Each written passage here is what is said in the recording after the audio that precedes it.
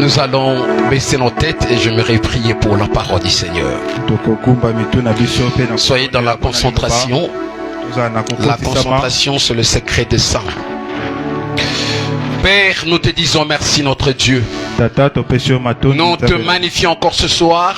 Nous voulons inaugurer, Seigneur, ces assises combien pertinentes, Seigneur. Nous te dédions, Seigneur, cette première soirée de vainqueur. C'est toi la parole de vie. Ce peuple a besoin de toi, Seigneur. Ce peuple a besoin de voir ta gloire. Si tu déchires les cieux, le Dieu que tu descendais, Seieur, ton peuple verra ta gloire. Viens nous parler, Seigneur notre Dieu. Envoie-nous ta parole, Seigneur. Donne à chacun, Seigneur, une oreille circoncise, une oreille circoncise, une attention soutenue, un désir ardent d'écouter ta parole.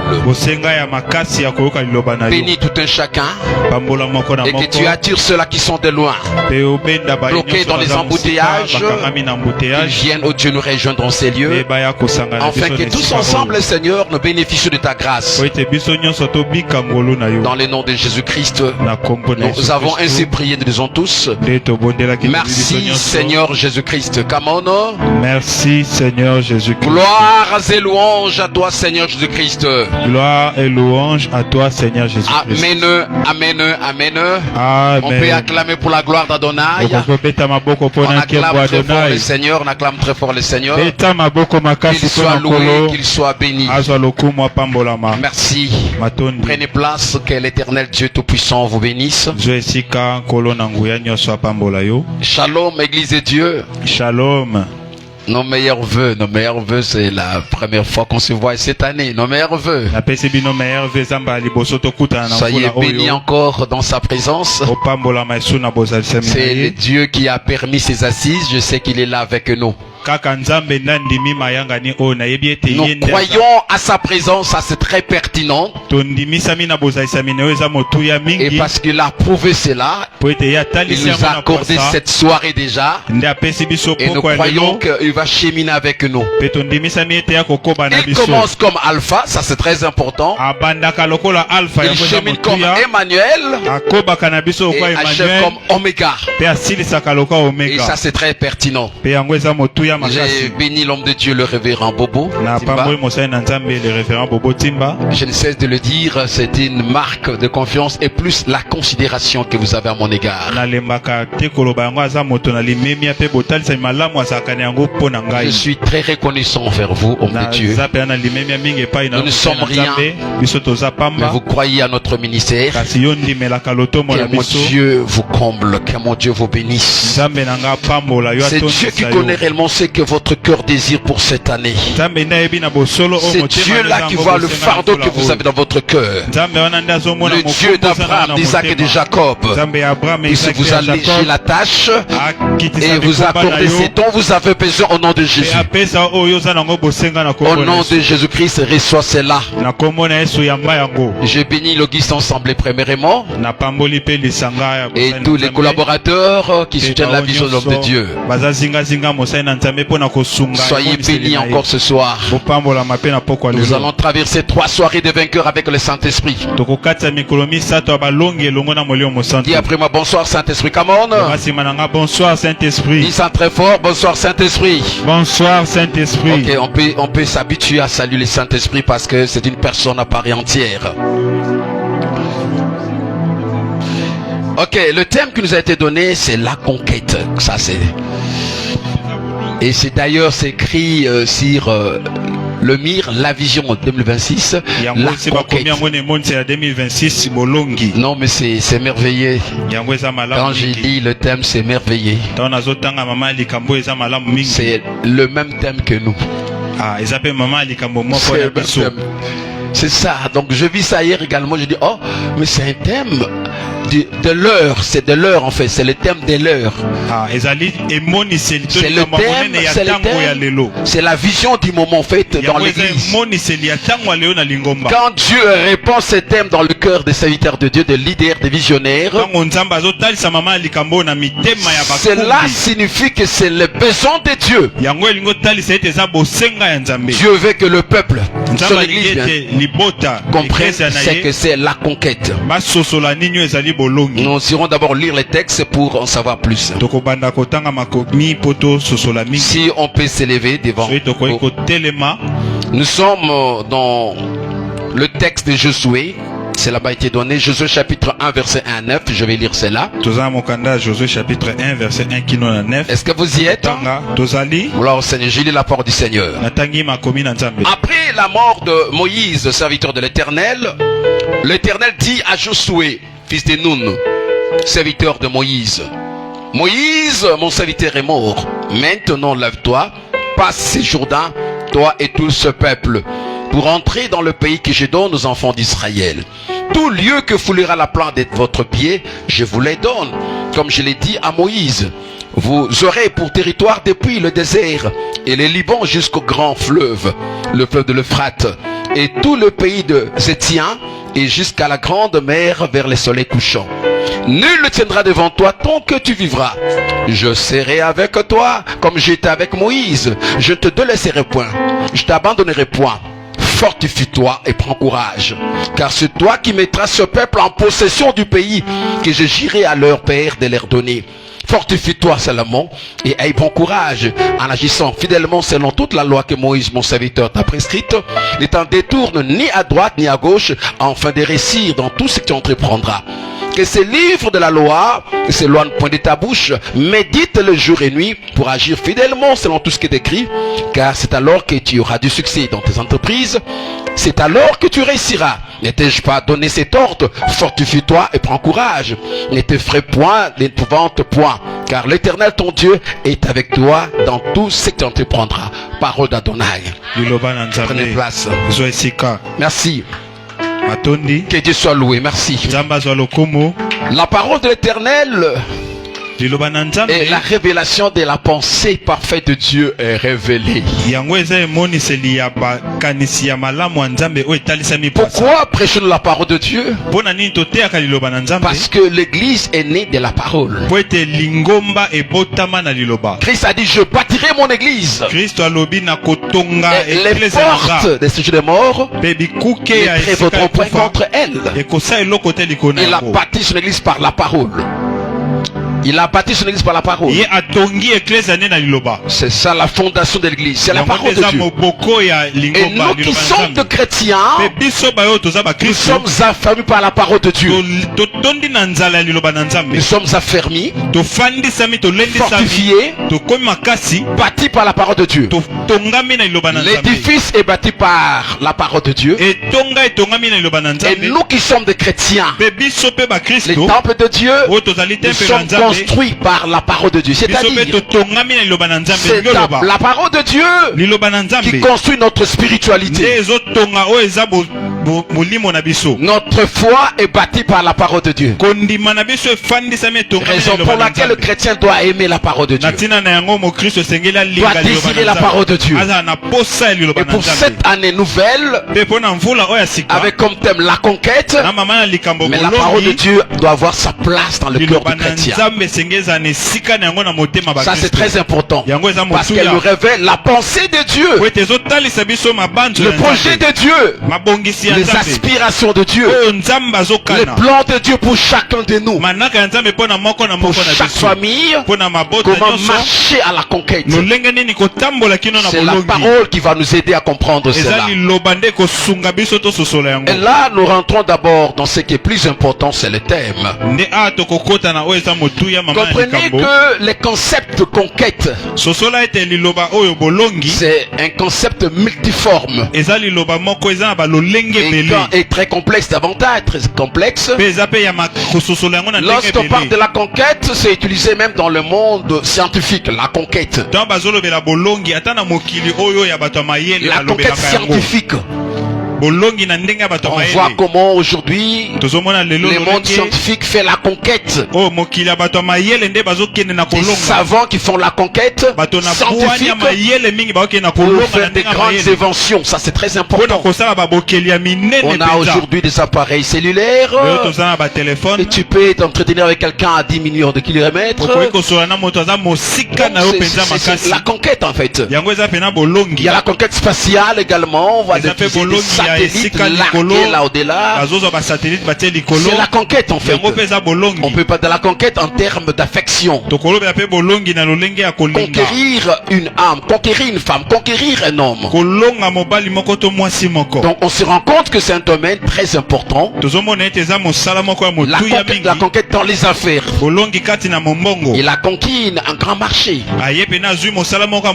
Je vous dis simplement que c'est un concept très important. Et dans la spiritualité dans l'église, il y a aussi question de parler sur la conquête. C'est très important.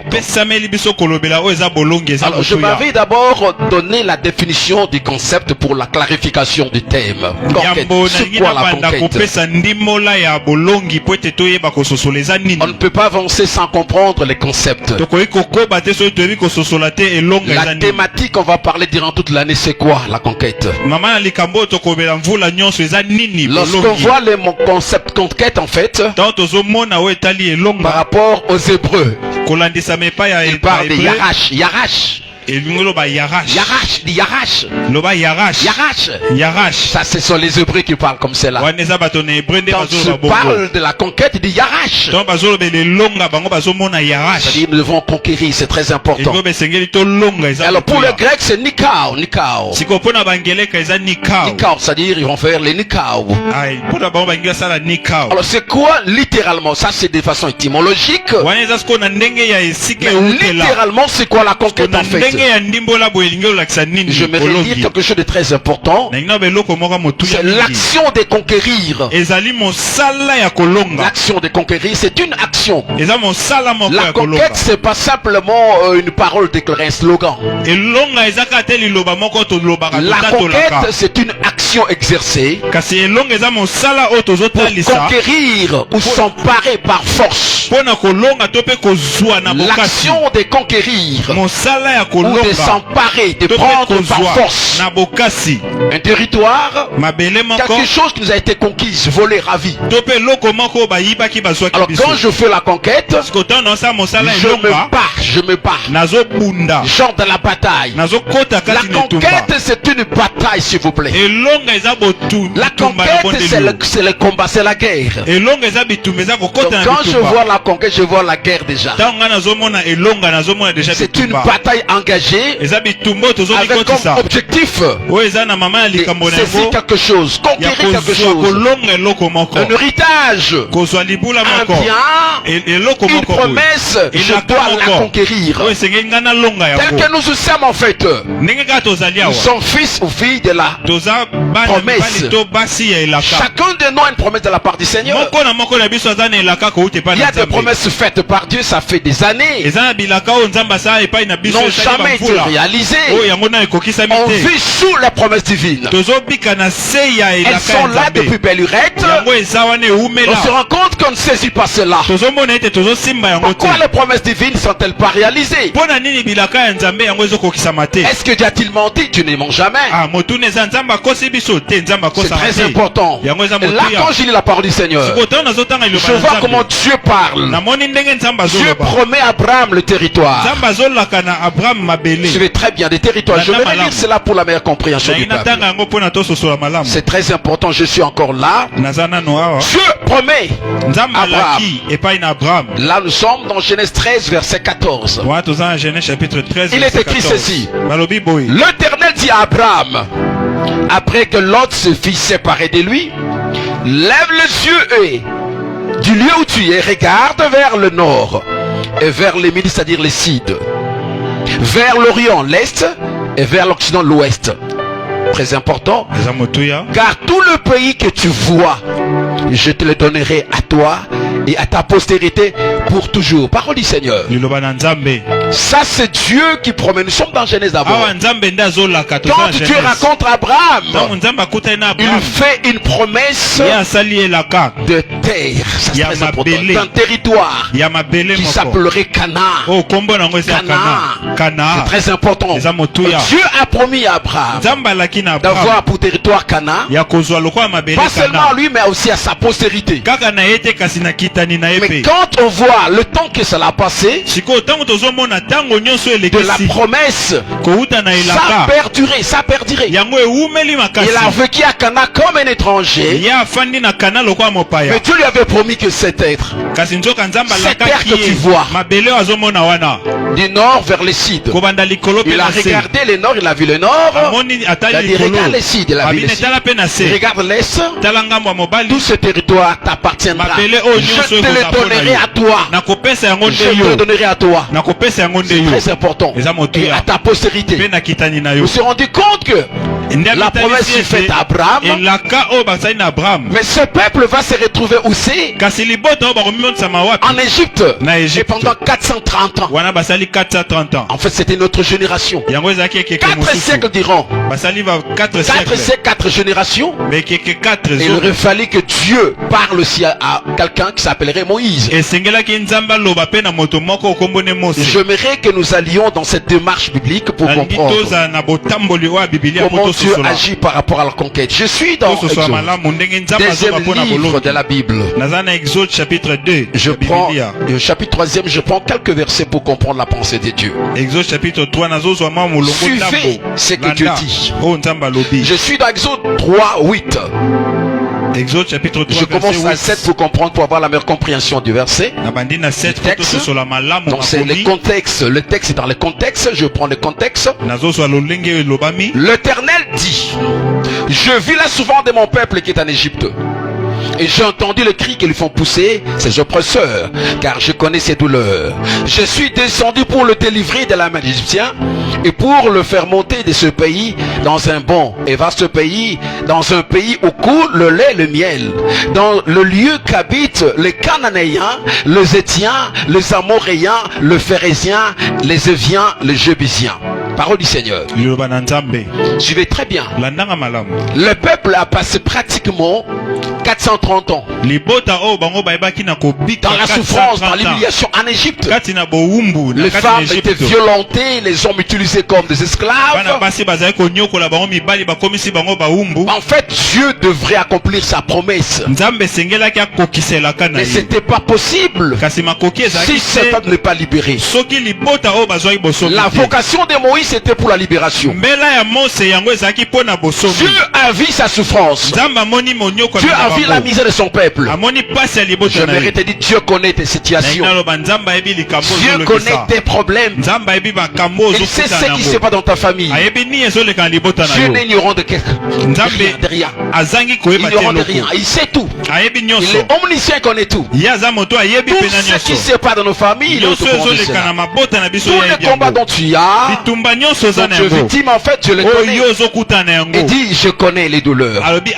Dieu connaît tes douleurs. Tu peux dire amen? Dieu connaît tes douleurs. Ta situation financière, Dieu est au courant de cela. Les problèmes de l'achat parcelle, Dieu est au courant de cela. Dieu n'est pas absent, c'est là. Dieu connaît que l'église des vainqueurs a besoin de quoi? D'une parcelle. C'est pas que non, Dieu n'est pas Dieu. Il est au courant de ça. Dieu sait. On l'appelle Eliada.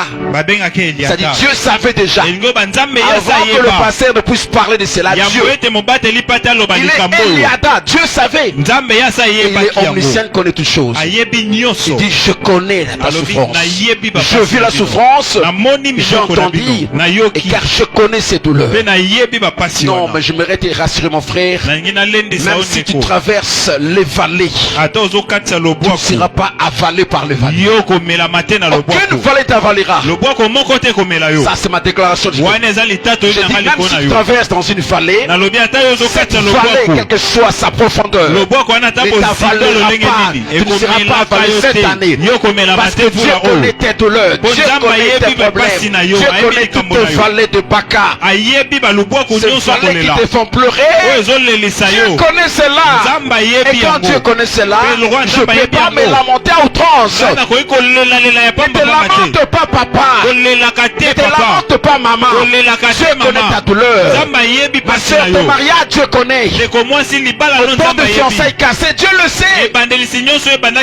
Dieu sait comment ça peut aboutir. Dieu connaît tes plaisirs du cœur. Quand tu pleures la nuit, Dieu te voit. Le passé n'est pas au courant de cela de fois. Mais Dieu qui est le bon berger, il connaît bien tes douleurs.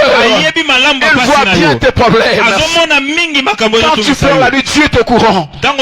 Dieu te regarde, il voit là mon fils qui pleure. Il connaît tes douleurs. Ne t'en fais pas. Ne t'inquiète pas au-delà. Cette année, le ciel agira. Regarde, le ciel agira cette année. C'est une année décisive. C'est la conquête. Le ciel agira. Le ciel s'élèvera pour toi. Le ciel sera à côté de toi. Et quand Dieu est à côté de toi, ça marchera. Dis cette fois, ça marchera. On dit ça marchera. Fala comigo. Dis ça marchera. Dis cette fois, ça marchera. Si l'année passée, ça n'a pas marché, I believe. Je crois que cette année, ça marchera parce que Dieu sera à mes côtés. Il connaît mes douleurs. Dans ton foyer, quand ça ne marche pas, tu dis, Seigneur, est-ce que tu me vois, Seigneur? Il te voit. Il te voit. Il ne faut même pas te poser la question si tu me vois. Mais tu as abandonné? Non, tu n'as pas abandonné. Dieu te regarde, Dieu connaît, Dieu te voit. Et là, il a dit ça à Moïse que je connais ses douleurs. Et parce que Dieu connaît ses douleurs, il ne restera pas inerte en fait. Il a dit, je suis descendu. Je déclare que Dieu descend dans ta vie. Que cette année, que Dieu descend dans ta vie. Qu'il descende. Akita, akota, akata likamonayo. Amen. Nzambe ona kita. Amen. Yalola kita. Amen. Akota. Amen. Akata likamoya yo. Amen. Oisi la kate wana. Oile lisaka yo wana. Zamba lola kita. Amen. Akota. Akata likamonayo au nom de Jésus. Il a dit, je suis descendu. Quand Dieu descend, c'est pour mettre fin. On l'appelle Zengamam. Tika kata likamona oko. Amen. Tika kata likamona yo. Amen. Likambona supeta mingi. Amen. Tika ya lola kita kota kata likamona yo. Yes. Allons la pisolité. Amen. Allons la oil lisaka. My God. Amen. Plusieurs allons wana. So ezali wana. Mais si ce qui te fait pleurer n'est pas enlevé, tu vas continuer à pleurer. Zambé akokita kolongola. Ce qui te fait pleurer là. Akolongola yango. Yes. Libanga wana ekolongwa. Yes. Libanga ekolongwa. Yes. Dieu mettra la paix à la place de libanga. Il a dit, je suis descendu. Pourquoi? Quand Dieu descend, c'est pour agir. Et il dit, c'est pour délivrer maintenant. Délivrer, ça c'est très important. Cette année, je sais qu'il y aura des délivrances.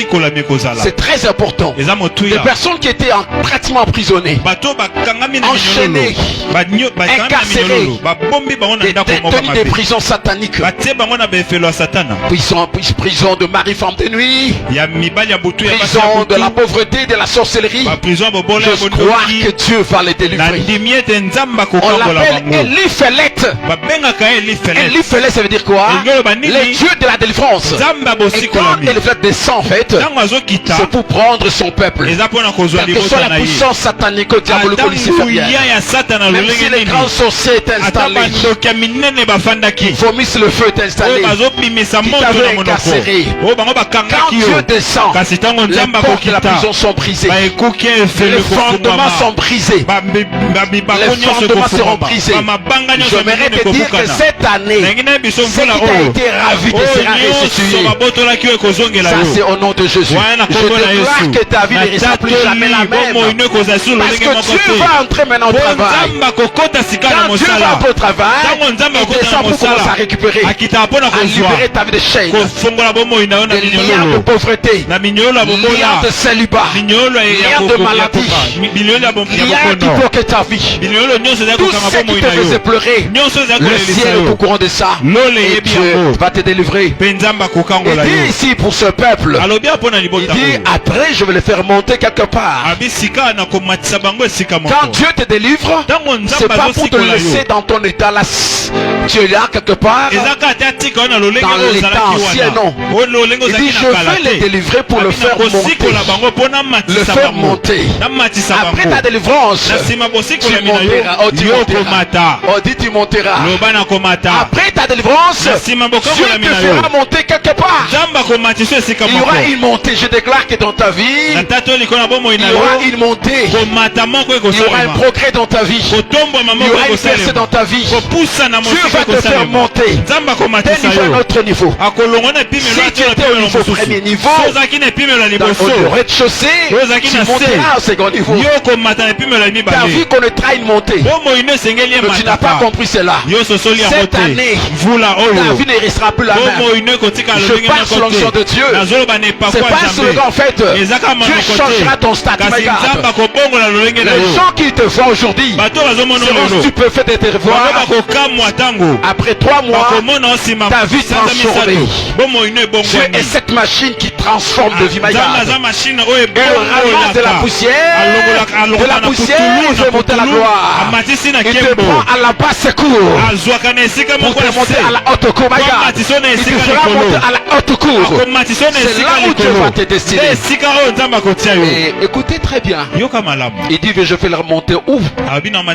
Dans un bon et vaste pays. Il décrit, il n'a pas cité les noms en fait. J'aime bien ce verset dit dans un pays où coule le lait et miel. Pas seulement ça, je vais expliquer cela. Mais dans le lieu qu'habitent les Cananéens. En fait, c'est quoi? Le pays qu'habitent les Cananéens, c'est un pays où coule le miel. Couler le miel, c'est une métaphore qui symbolise la bénédiction. Mais il y a aussi une réalité qu'on peut tirer là-bas. Quand on voit le miel, qui connaît le miel? Qui connaît le miel? C'est quoi le miel?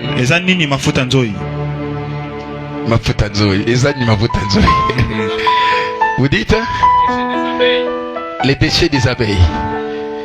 Ah, c'est encore un problème. Alors, quand on voit le miel là, où est-ce qu'on peut le tirer? Dans une riche. Vous connaissez la riche? C'est les nids d'abeilles. C'est un nid. Et quand on te dit c'est un nid, c'est là où on dépose les déchets. C'est quoi? Il y a quoi extrêmement? Dans un nid, pour le monde animal, on dit c'est un nid, c'est-à-dire pour les oiseaux par exemple. On dit c'est un nid, c'est quoi? Qu'est-ce qui est là? Seulement. C'est là ils pondent leurs œufs, n'est-ce pas? C'est ça le grand problème. Le miel, c'est encore quelque chose que beaucoup de gens n'ont pas appris en lui. Quand les abeilles femelles pondent leurs œufs, en fait, les déposent dans la riche. Et les mâles et les femelles vont garder. Jusqu'à ce que ces œufs, n'est-ce pas, atteindront le terme, c'est-à-dire les moments de l'éclosion. Et après, il y aura des abeilles qui vont disparaître en fait. Et là ils sont là en train de veiller. Quand il y a une riche, quand il y a un nid d'abeilles, c'est la riche. Eh bien, vous allez voir tournoyer les abeilles, ils sont là. Ils font la garde de leurs petits, c'est ça. C'est très important. Et quand vous prenez cela pour le prendre en fait, il faut faire quoi? Il faut chasser les abeilles. Et si tu vas comme ça, tu seras attaqué par les abeilles. Alors il faut vraiment les chasser, les tuer. Donc là, c'est le combat déjà. Le Seigneur à travers ce message, le miel en fait, le miel, pour l'avoir, il faut chasser d'abord les abeilles. En fait. Le pays que tu vas habiter, c'est un pays béni en fait, il y a le miel. Mais il y a des éléments qui sont là, des ennemis qui sont là, des abeilles qui sont là. Le miel c'est ta bénédiction. C'est ta bénédiction en fait, mais c'est assiégé par les abeilles. Tu as un bon mariage, assiégé par les abeilles. Les abeilles symbolisent les types des esprits qui sont là pour assiéger ta vie. Tu as un bon mariage malmené par les abeilles spirituelles qui agressent ta vie conjugale. Tu n'es pas en paix dans le foyer parce que ta bénédiction, ton miel est assiégé par les abeilles. Et pour arriver en fait, tu dois le chasser. Tu dois le menacer. Tu dois le tuer en fait. Tu dois conquérir ton miel. Tu dois conquérir ton miel. Tu dois chasser les abeilles. Engagez-vous à la bataille contre les abeilles de ta vie. Chaque vie est assiégée par les abeilles spirituelles. Apôtre, prophète, pasteur, évangéliste, écoutez, docteur, ancien diacre, tout chrétien, nos vies sont assiégées par les abeilles spirituelles, que vous le vouliez ou pas en fait. Ils sont là dans nos familles. Nous sommes nés de familles, issus de familles déjà assiégées. Et c'est à toi maintenant de comprendre que je dois lutter, je dois m'engager, je dois conquérir le miel de ma famille. Le miel est là, le miel est là, mais les abeilles sont également là. Tu dois entrer dans la conquête, tu dois combattre les abeilles pour jouir du miel. Tant que tu n'auras pas combattu, ta bénédiction sera toujours menacée. C'est comme ça que Dieu dit en fait. Dans ce pays là où coule le miel, il y a des Cananéens, il y a des Amoréens, il y a 7 nations qui sont là, qui assiègent la bénédiction. Peuple de Dieu, on voit Moïse qui a réussi la promesse pour faire monter ce peuple, les libérer de l'Égypte, les faire monter. Je suis en train de faire le parcours pour que vous compreniez en fait. C'est très important pour la compréhension. Arrivé dans le désert, Dieu retire Moïse. Il retire Moïse. Et là, il va établir son collaborateur Josué, qui signifie l'Éternel sauve. Ça c'est Josué en fait. Il s'appelait autrefois Osée. Mais c'est Moïse qui l'avait surnommé Josué. L'Éternel sauve. C'était un véritable collaborateur. C'était un véritable collaborateur qui a travaillé durant 40 ans du temps du ministère de son père. C'est un fils spirituel. Et c'est lui, alors qu'il n'était même pas lévite, il n'était pas lévite, il était d'une autre tribu. Et Dieu va l'appeler pour remplacer l'homme de Dieu. C'est une parenthèse que je clôt. Dieu l'appelle maintenant. Les textes que nous avions lus, là, les textes de Josué, nous révèlent que cet homme que Dieu appela du nom de Josué, son maître va mourir et Dieu l'appelle. Il dit maintenant que Moïse, mon serviteur, est mort, toi lève-toi et passe ce Jourdain, toi et tout ce peuple, pour entrer dans le pays que je donne aux enfants d'Israël. Suivez très bien, la promesse de Canaan a été donnée à Abraham. La promesse de la délivrance a été donnée à Moïse, mais la promesse de la conquête fut donnée à Josué. C'est lui à qui Dieu confia la mission de la conquête. Peuple de Dieu, regarde, c'est un travail très délicat la conquête. Abraham a eu la promesse et même sa postérité. Moïse a livré le peuple, mais faire entrer le peuple, c'est un travail très délicat et qui demande à ce que Josué comprenne bien sa mission. Je vais dire à quelqu'un ce soir, la conquête est une mission divine. Retiens ça, bien-aimé le Seigneur. La conquête conquête dans ta vie cette année, c'est vrai, tu connais le concept, mais j'aimerais que tu puisses avoir une autre compréhension, une autre dimension de ces concepts, que la conquête c'est ma mission. Dis c'est ma mission. C'est une mission à vie, la conquête. Tu es créé pour conquérir des choses. La promesse donnée à Dieu doit être conquise. Dieu dans la promesse demande à Josué de conquérir. Est-ce que c'est comment ça? C'est une promesse faite par Dieu gratuitement. Mais pour la réalisation, Dieu exige la conquête. C'est-à-dire la bataille. Est-ce que Dieu ne peut pas le faire seul? Non. Dieu le fait avec toi. Ça, c'est important. Donc j'aimerais te dire que la conquête c'est ta mission. Église le vainqueur. Église le vainqueur. Il n'y a pas de victoire sans la conquête. Et la conquête se donne pas, ne se livre pas. La conquête s'arrache. Tu dois arracher ta conquête. C'est très important. Tu dois t'engager la bataille. Tu te donnes corps et âme. À bras de corps. Tu t'engages dans l'activité parce que tu veux conquérir quelque chose. La promesse que tu as reçue, ça fait belle urette. Ça plane. Il y a des abeilles qui sont là. Il y a des choses qui sont là qui t'empêchent. Tu dois maintenant t'engager. C'est ça la conquête. C'est ça la bataille. J'aime un verset qui va nous aider encore, qui va nous faire comprendre. Ça, j'ai beaucoup aimé cela. Je suis dans Job chapitre 7 verset 1. Je suis encore, je garde ma référence, le contexte de référence, mais je prends cela pour juste essayer de nous amener dans une ambiance biblique. Et c'est important. Job chapitre 7 verset 1. Que dit la parole du Seigneur? J'aime beaucoup ce verset pour parler de conquérir. Voilà ce que dit la parole de Dieu. Où est-ce que je suis? Job, gloire au Seigneur. Job chapitre 7 verset 1. Il est écrit ceci: l'essor de l'homme sur la terre est celui d'un soldat. Et ces jours sont ceux d'un mercenaire. Mais ce verset dit quoi? Ça c'est Job.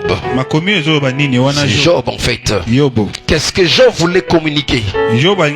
Parce que c'était la réponse de Job à Eliphaz. C'est Job qui parlait, c'est pas Eliphaz qui parlait.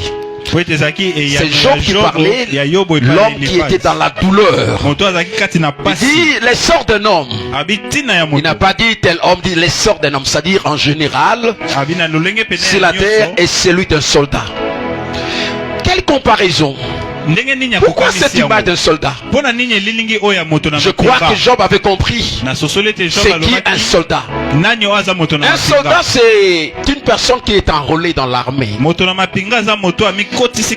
Il est dans l'armée n'est pas pour aller se réjouir là-bas. Un soldat c'est une personne enrôlée, formée, engagée et ayant pour mission faire quoi? Combattre pour protéger les intérêts des personnes et de leurs biens. Très important. Alors, c'est très bien. Si Job utilise les concepts soldats et mercenaire, en fait, un mercenaire c'est qui? Un mercenaire c'est aussi un soldat, mais qui n'est pas qui n'est pas dans cette patrie-là. C'est quelqu'un qu'on a pris d'ailleurs, qu'on a payé, qu'on doit payer pour combattre. Il vend, il s'est fait louer en fait, c'est ça le problème. Il va combattre pour le compte d'une nation. Il n'est pas patriote, mais il va combattre pour la nation simplement. Et on va lui payer l'argent. C'est quelqu'un qui vit pour le combat. C'est très bien. J'aimerais faire comprendre l'Auguste Assemblée qu'un conquérant c'est un militaire. Les militaires, même s'il est dans une fête, il sait qu'il est militaire. Il est militaire, donc si ça bardait là, il sait que je dois m'engager. Les Israélites, les Juifs, ils savent cela.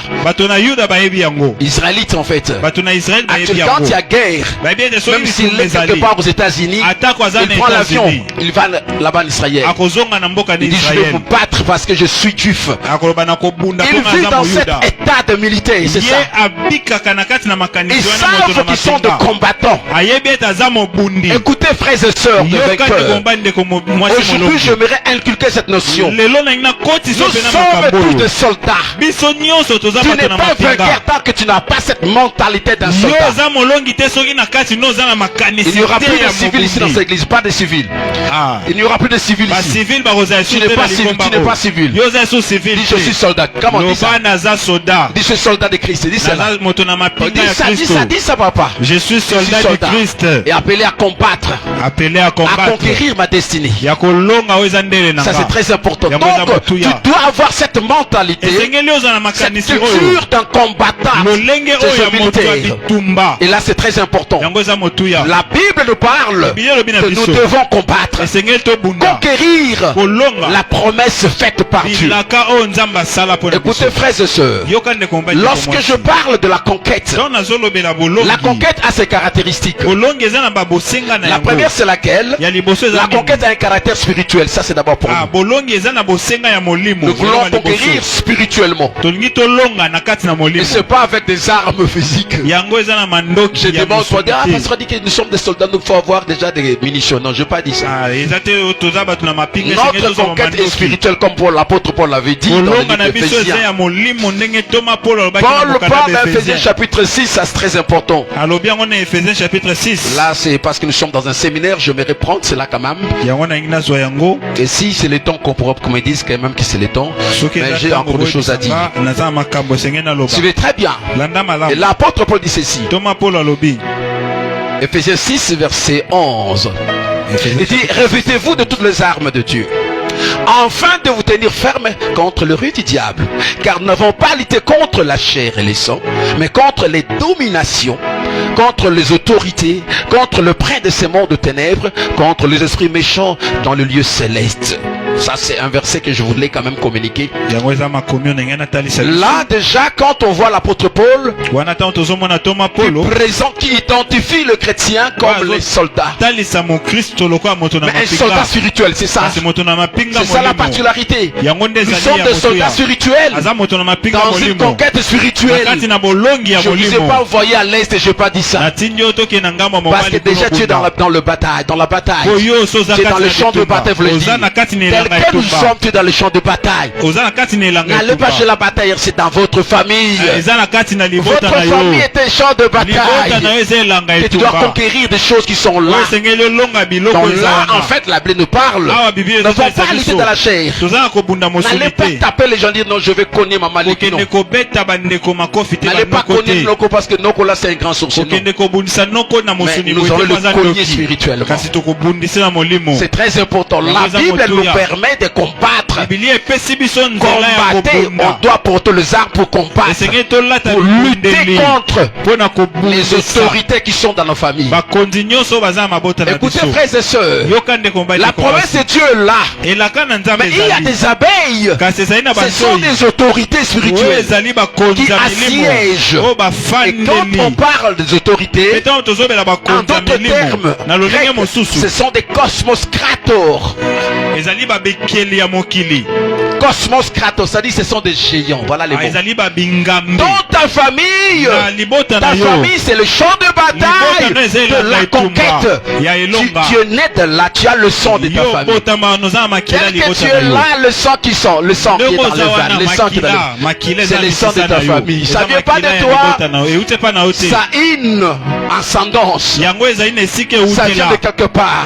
C'est ça le grand combat. Le combat de sang, le combat de sang. Tu dois compris des choses parce qu'en fait, il y a des paroles qui ont été dites sur votre sang. Sans le savoir, on vit comme cela. Il y a des malédictions qui sont dites sur nos sangs. À partir d'un certain aïeux, ancêtre, à partir de papa, de maman, il y a une parole maléfique qui a été dite. Tu dois comprendre cela. Tu dois lutter contre la domination. Les esprits qui dominent sur la famille. Les dominateurs familiaux. Lutter contre les autorités. Il y a ces esprits-là qui sont des esprits autoritaires. Et qui commandent la famille. Qui dirigent la famille.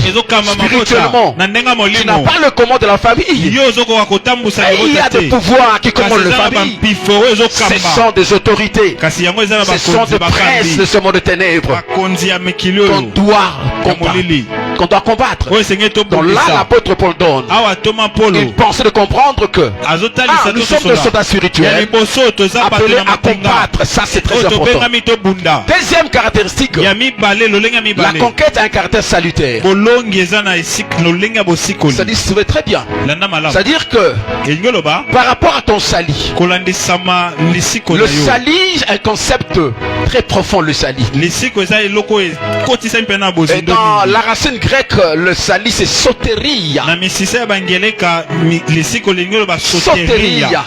Il y a au moins 14 racines dans soteria. Dans le salut, il y a la délivrance, la restauration, la paix, la joie, la prospérité, l'abondance. Il y a autant de racines que je ne me pas citer. Très bien. Donc, quand on parle de salut, la conquête va influencer réellement le domaine de ton salut. Il y a des domaines qui ne sont pas encore influencés. Tu ne sens pas la prospérité. Tu ne sens rien dans ta vie. Mais tu dois entrer dans la conquête parce que la conquête a trait à ton salut intégral. À ton salut holistique, c'est-à-dire intégral. L'esprit, l'âme et le corps doivent être sauvés. C'est ça le salut holistique. L'homme est un esprit. Il a une âme et vit dans le corps. Et dans le salut, il faut que l'esprit soit sauvé, que l'âme soit sauvée et que le corps soit sauvé. C'est ça le salut en fait. Alors c'est simplement que c'est pas la conquête qui va conquérir réellement tous les domaines de ta vie. Très important. Troisième caractéristique, la conquête a un caractère temporel et spatial. Suivez très bien, je vais m'expliquer là. Lorsque je parle de l'espace, c'est-à-dire que ton esprit qui vit quelque part, ta vie est quelque part, tu dois combattre par rapport à l'espace que Dieu t'a donné. Il y a un espace, et dans l'espace je vois un territoire, je vois un domaine. C'est pas seulement un territoire, mais c'est un domaine de la vie. C'est un domaine de la vie que je peux appeler territoire. Ça peut être un domaine financier, c'est un territoire qui est bloqué par le monde infernal. Territoire conjugal, territoire professionnel, territoire ministériel. Ce sont des entités qui doivent être libérées en fait. Ce sont des espaces qu'on doit conquérir dans la vie. Il y a des gens qui sont en bonne santé. Alors Seigneur, c'est pas son problème. Il y a des gens qui ont des problèmes. Ils sont en bonne santé, mais ils n'ont pas la finance. Donc c'est une entité qui est encore pratiquement gouvernée, assiégée. Et c'est une belle sœur qui est très intelligente, licenciée en droit, juriste, avocat. Mais elle a déjà 45 ans, pas de mariage. Alors je vous dis simplement que tant qu'elle ne va pas entrer en conquête dans cet espace-là de son mariage, rien n'arrivera. Écoutez, ne soyez pas distraits. J'ai dit, la vie de l'homme c'est la conquête. C'est la conquête. Tu dois conquérir tous les espaces assiégés par les abeilles spirituelles. Ne reste pas silencieux. Tu dois t'engager. Parce que, suivez très bien, la conquête est temporelle, c'est lié aussi à ta vie. Hein. Et là, la plupart de la vie, la durée de la vie de l'homme, pour certains c'est 70 ans, d'autres 80 ans en fait. Tu as déjà quel âge aujourd'hui? Il s'intéresse combien? Ne sois pas distrait. On t'appelait hier Sœur Marie, tu avais encore 15 ans, la petite Marie. La petite Marie, très belle, très belle, très belle. Après tu as grandi. Ah, ya Marie, comment ya Marie? Après c'est Maman Marie. Et enfin c'est Coco Marie. Et c'est fini, bye Coco Marie. Coco Marie. Elle n'était pas née Coco. C'est une jeune fille, Marie, la petite Marie très belle. La chevelure, c'est pas française. Mais elle n'avait pas compris que sa vie a été pratiquement assiégée. Elle se mirait, je suis toute belle. Elle ne savait pas que sa beauté avait été déjà volée. Quand les hommes la regardaient, ils ne voyaient pas cette beauté qu'elle voyait. Les hommes voyaient autre chose, ils faisaient moche, laide, voilà. Et tout ça est pillante d'enfant. Pillante encore. Mais tu ne sens pas ça. Il y a des choses compliquées dans la vie. On peut déposer en toi pratiquement une odeur nauséabonde que tu ne seras pas. Tu ne sens pas ça. Mais toute personne qui voudra bien s'approcher de toi pour le mariage, ça dégage. Il dit, oh, problème. Et puis après des jours, elle disparaît. Ne sois pas dit. Je ne sais pas pourquoi tu n'as pas eu le mariage durant toutes tes années. Mais il y a des choses à conquérir, s'il te plaît. Je pousse tout chacun comprendre que la conquête est liée aussi par rapport à ta vie. Combattre jusqu'à la vie. Jusqu'à la fin de la biologie. La conquête a un caractère impératif et non facultatif. Écoutez, il faut dire si je veux, je vais. Laissez-moi. Je m'en fous de cela. Faut pas t'en foutre de ta vie, s'il te plaît. Faut jamais dire ça, je m'en fous. Ah bon? Celui qui avait dit ça, Tango Yaki. Homme de Kawi, la Kemewav.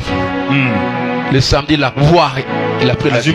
Tu vas dire, c'est un langage barbare. Tu es un militaire. Ayez l'esprit militaire. Je dois combattre. Même si je sens que ça ne marche pas. Je suis armé pour ça. Tout militaire est armé. Dieu t'a armé, tu es outillé. Ayez seulement la mentalité que je dois me battre pour vous. Sois une femme battante, s'il te plaît. Une femme battante, Yaya. Ne croise pas le main, s'il te plaît. Un peu de croiser le main, c'est fini. Tu es perdante, Yaya. Un peu de croiser le main, tu perds la bataille. C'est le temps de s'élever. De comprendre que non, plus jamais, non. Plus que ça, je ne peux rester comme cela. C'est assez. Tu dois arrêter cette hémorragie diabolico-luciférienne qui a dérangé la famille. C'est toi le Josué qui doit combattre pour la famille. Même si vous êtes à deux dans la famille, le chrétien c'est toi maintenant. C'est toi le militaire, c'est toi le général, c'est toi le Josué, c'est toi le libérateur. Comprends que tu dois combattre. C'est obligatoire. Ne reste pas assis en train de dormir. Tu dois t'engager à la bataille, à la conquête, parce que la conquête seule peut t'aider à retrouver, à récupérer autant de bénédictions qui ont été pillées, qui ont été volées, qui ont été ravies par les abeilles. Tout ce qui a été ravi par les abeilles, ils sont des sources de la famille, ils seront restitués après que vous ayez combattu. C'est après le combat. Je lis dans la méditation d'un Samuel 5:6. Lorsque le Philistin menaçait Israël, et là en fait Samuel a fait une prière. Il a fait un sacrifice. Il a offert à Dieu. C'était un veau. Et là en fait quand il a fait ses sacrifices, Dieu a retenti des tonnerres. C'était une grande bataille. Et les Philistins ont pris la fuite. Et la Bible dit, c'est à ce moment-là, quand ils ont combattu, ils ont mis en déroute le Philistin. Ils ont pu récupérer certaines terres, certains territoires conquis. J'aimerais te dire que ce que tu as perdu, ce qui t'a été ravi depuis ta jeunesse, cela te sera restitué. Si et seulement si tu arrives à conquérir, alors à bien conquérir. Tu n'as pas de joie dans la vie. Tu n'as pas de paix dans la vie. Tu pries mais tu pleures. Ce n'est pas la raison de ton salut. Tu n'es pas sauvé pour pleurer. La nuit c'est pour prier et se reposer. Prier et se reposer. Tu n'as pas de repos parce que toi, tu ne pries pas mais tu pleures. Tu pleures pas tes souffrances. Ça ne marche pas. Ça ne marche pas. Je me te dire simplement que pleurer ne va rien changer. Pleurer, s'inquiéter ne va rien changer. Les démons vont s'imposer davantage. Ils vont se moquer de toi. Ils vont encore te battre, te chicoter. Mais quand tu vas te lever, maman, lève-toi comme Josué. Dieu a dit à Josué, lève-toi. Lève-toi. Et ce soir, je te dis, lève-toi. Parce que c'est toi qui feras entrer ta famille dans le pays de la promesse. Le repos, c'est toi. Lève-toi maintenant. Tu vas comprendre que c'est en se levant vers la conquête que tu vas restituer à ta famille tout ce que le monde infernal, c'est-à-dire la sorcellerie, a pu voler, a pu ravir dans la famille. Vous sentez que vous êtes au nombre de 5 filles, mais aucune fille n'a pu réussir son mariage. 5 garçons, des gaillards, mais entre guillemets des gaillards zéro. Et c'est ça le drame. C'est dramatique de vivre une vie sans impact. Ça ne vient pas de vous, ce sont les puissances qui commandent le monde, puissance infernale, le royaume infernal qui commande le monde. Donc la conquête c'est ta solution. Tu dois conquérir maintenant. Je mérite que tu t'impliques dans cette bataille. Il y a un plus que toi. Ne dis pas que ça ne me concerne pas. Ce ne sont pas des parents. C'est à toi maintenant. C'est à toi de t'engager. Engage-toi papa. Pour tes enfants, tu as des enfants, pas de mariage, c'est le temps. Sinon demain tu diras papa tu es sorcier. Non, on te dira ça par tes propres enfants. Maman tu es sorcier, pourquoi on ne se marie pas? Pourquoi on ne se marie pas maman? Pourquoi il n'y a pas de bonheur chez nous? Donc papa si tu es parent, ne sois pas distrait. Sauve ta famille. Sauve ta famille. Sauve ta famille. Sauve-toi Yaya, sauve-toi. Sauve ton mariage. Sauve ton ministère. Sauve par la voie de la conquête. Au nom de Jésus. Je m'arrête par là. On peut se lever. Je regarde la montre, j'ai regardé le passé, je dis est-ce que je n'ai pas dépassé l'heure? Ok, on peut se lever s'il te plaît. Si on peut se lever pendant 2 minutes, donnez-moi 2 minutes, je sais que j'ai dépassé l'heure. Dépose tout ce que tu as entre tes mains, tu as l'appareil, dépose, sois libre. C'est sérieux. C'est sérieux. Je dis c'est sérieux la vie, les choses sont très sérieuses. Les choses ne vont pas trop bien dans la famille. Alors regarde, observe ta famille, ça ne marche pas des fois. Des fois c'est une paix apparente, mais en réalité ça ne marche pas. Nos yeux sont fermés, juste pendant 2 minutes. Nos yeux sont fermés dans cette attitude de recueillement. On s'est un peu déchiré cette parole qu'on vient d'entendre. Pourquoi ma vie ne réussit-elle pas? Quelle est la vraie cause de ma situation familiale? Pourquoi rien ne va dans ma vie? Je vis une répétition des événements, des circonstances négatives. Rien n'est positif dans ma vie. Je mérite de répondre. Il y a des abeilles spirituelles qui assiègent votre miel. Et tant qu'il ne aura pas les chasser par la la conquête, tu vivras des répétitions répétées, malheureuses, nauséabondes, inconfortables. Et cela va te faire pleurer en tant que chrétien. Tu es apôtre, tu es prophète, prophétesse, évangéliste, pasteur, docteur, enseignant.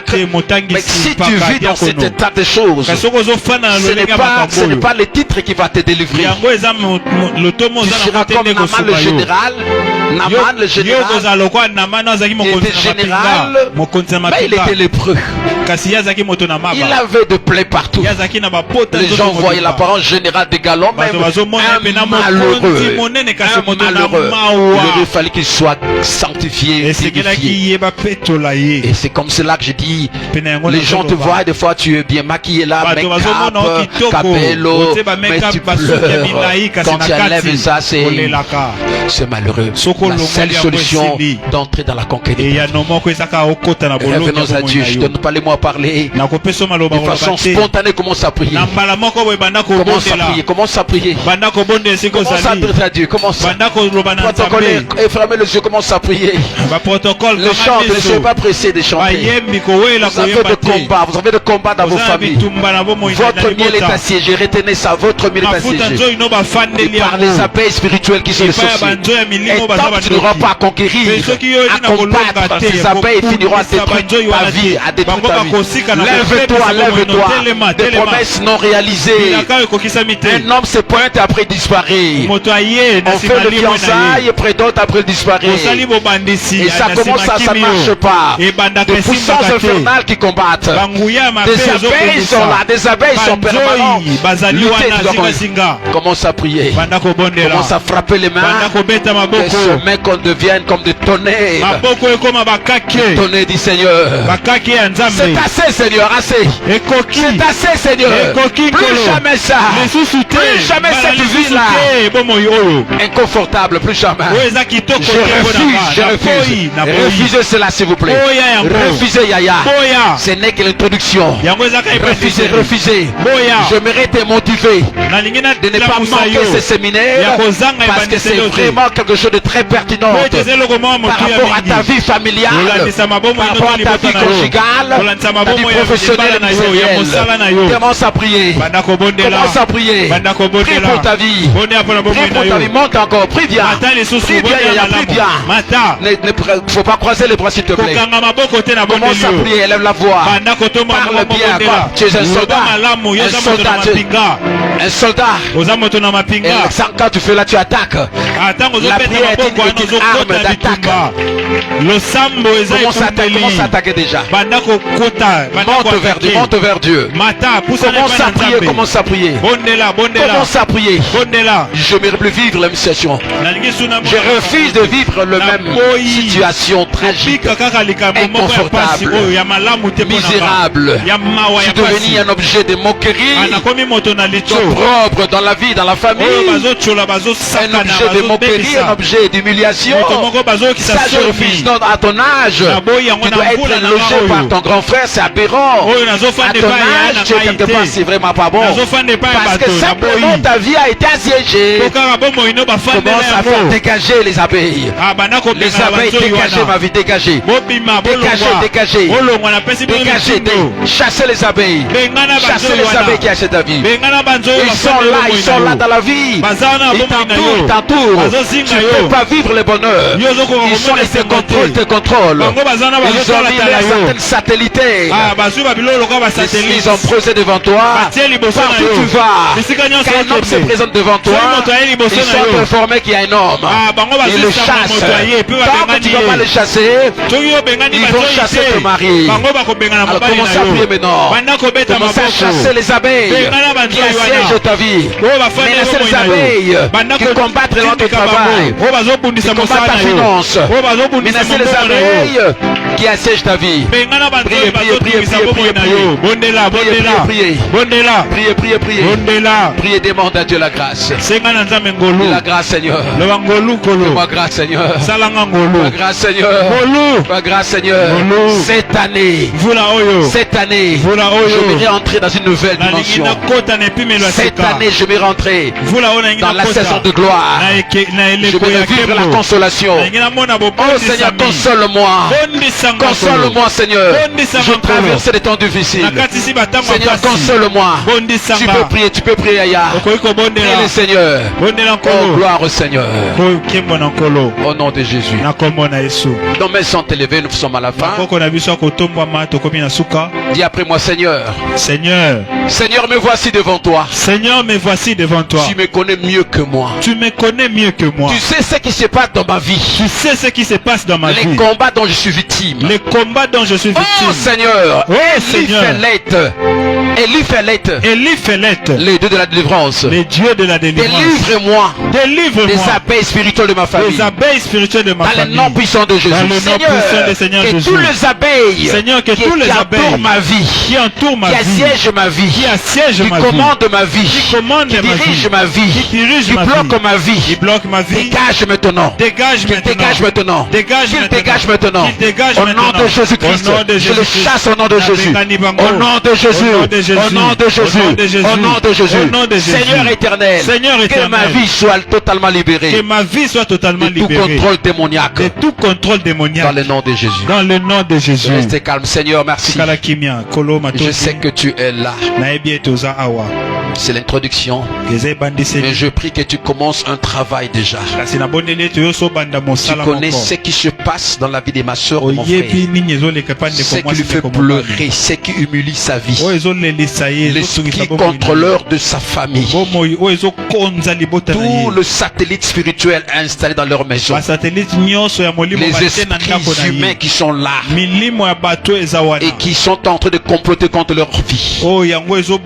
Père d'Israël, je te prie de libérer chacun. De libérer chacun de l'emprise satanique au nom de Jésus. De contrôle satanique. Tout ce qui influence négativement sa vie soit neutralisé au nom puissant de Jésus. Au nom puissant de Jésus. Père au nom de Jésus. Père au nom de Jésus-Christ. Que la puissance du Saint-Esprit commence à travailler maintenant dans la vie de ma soeur, de mon frère, dans le nom puissant de Jésus-Christ.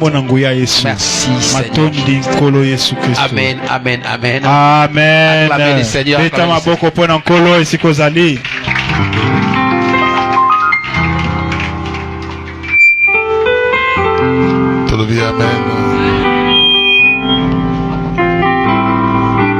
Bien-aimé, est-ce que tu as dit ça sous ma boque ou bien pour aller au Monacolo?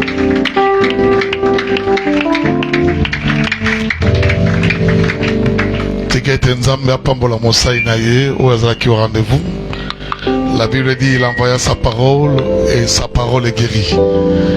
Et croyez-y bien-aimé dans le Seigneur que Nzamba Kangolio na Nzali Lobanaye. La Bible dit vous connaîtrez la vérité et la vérité vous affranchira.